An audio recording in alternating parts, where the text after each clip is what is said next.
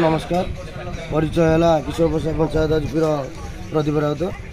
आमर ये जो आंदोलन भाई मैंने आमर जो चलती सरकार आमको दीर्घ 4 वर्ष है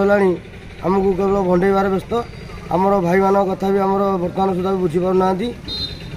जेपर्यंत आमको आमर दाबी एपर्यंत पूर्ण न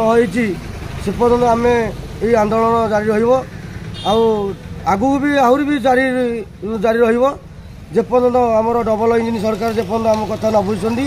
एमती आम सबू भाई मैंने गणिया ब्लॉक एकजुट हो बर्तमान ये आंदोलन को जारी रखू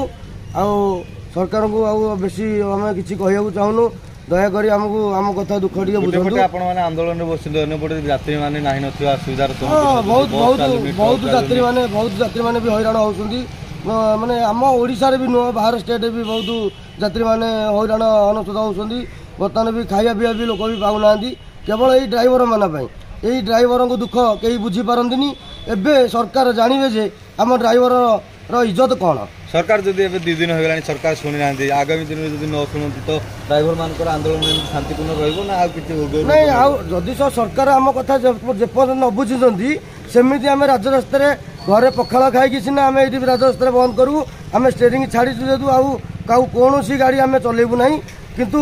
सरकार जेपर्यंत आम कथा न बुझुंट से पर्यंत आम ये राजरास्तार बंद कर मालिक मान फोन आसुनी गाड़ी मालिक मैंने फोन आसुच्ची मालिक मैंने कौन करूँ आम मालिक मैंने आम दुख बुझे आमर दुख सरकार ही बुझे मालिक मैंने मरीगले आम गोटे ड्राइवर डेथ करगले आमको टंका 10,000 दे पाना आमको दबा आम पिला छुआ भविष्य पिला आम चलू कहीं मनोज कुमार साहू कौन कहे जिते मोहन सरकार जो विरोधी दल थे आपण मान प्रतिश्रुति देते विरोधी दलर भूमिका भाव विधानसभा आप प्रसंग उठे बर्तमान निजे मुख्यमंत्री और बर्तमान शासक दल अच्छा आपण ड्राइवर मान जो दाबी रोचे से दाबी गुड़ी को मोहन सरकार बुझे बोली केते आशावादी अच्छा आशावादी तो आम अच्छु सरकार को आगे नमस्कार करुचु एवं ओडिशा रे अगणित ड्राइवर बंधु मैंने आगर भी से आमको कथा देइथिले एमएलए थिला टाइम रे से आम भी कही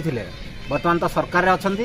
से आम किसी करेंगे बोली आम भावुँ 2 दिन है आंदोलन में बस आम 2 दिन है आंदोलन में बसीचु खाଇବା पीवा किसी ना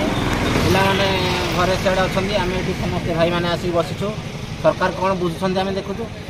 जदि न बुझिले तो न बुझिले एमती आंदोलन जारी रहिबो पुणी जेमिति बसीचु सेमिति ही बसीथिबु जे पर्यंत आमर शांतिपूर्ण किसी कौन प्रकार पदक्षेप न नहीं सरकार से पर्यंत आम ये बसी रही।